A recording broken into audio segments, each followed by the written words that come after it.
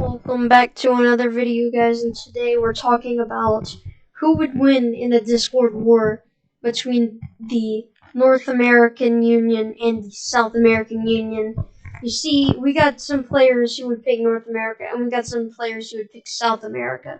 So first off, the South Americans would win in a ground invasion. The reason behind that is because in our server, the South Americans have 1.2 million more manpower than the North America. Of course, this isn't true in the real world, but we're talking about in the fake world. So if we were to say South America launched a ground invasion through this, they would obviously take out North America.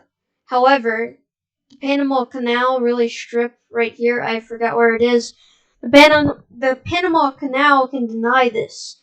The U.S. can camp the Panama Canal with its warships, which can completely block South America from coming up from Colombia and invading. It can also use the advantage of Panama's terrible conditions in order to stop a South American advance, and while they're going through the jungles and stuff like that, which have deadly animals, they will lose soldiers along the way, and that's the perfect way to shrink the army population before they can break their chain. And so that's the way North Americans stop them. However, North America wouldn't be able to block this off for long. The reasoning behind this is because South America, even though they have their navy isn't as good as North America, they have higher numbers of ships. If they just bulk and outnumber the North American ships, eventually they can take out the North American ships. However, another way the South Americans can get rid of this or go past this is obviously selling from Peru around here or Brazil around here, or just going from here. And the first strategic things would to be taking out these islands. The reasoning behind that is because they are very special and needed to succeed, because the Americans can camp these and put military bases.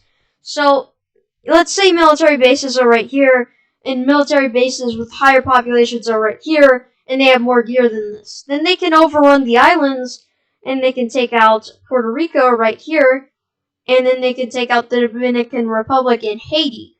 Then after that, there's few islands that they will have left, and Cuba will probably be the most important thing they'll have in order to block any invasion from over here, because they can stage a lot of defenses around in this area since it's within their territorial waters. However, another way they can break this is to go down from Chile or Peru and come around here and try and destroy Baja California or Mexico. But another way they can do this is to invade the United States of America by itself and take out some of the most important land masses or places with the most important gear. Whenever they do that, they can severely harm the American economy in the North America. So those are two ways the South Americans can win. Now, let's say the North Americans were not holding a defensive war.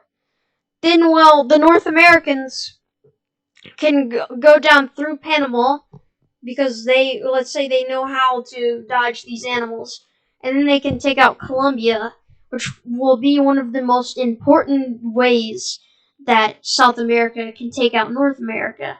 Then they take out these areas, which would practically make South America have to sue for peace or something, but that would be incredibly useful.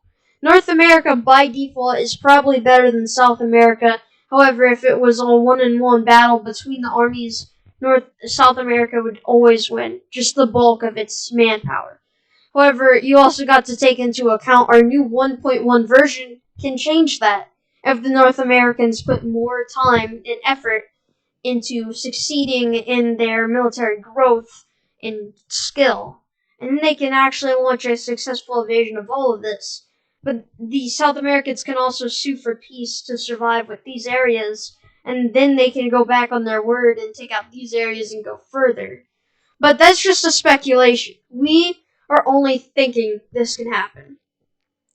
But here's something else.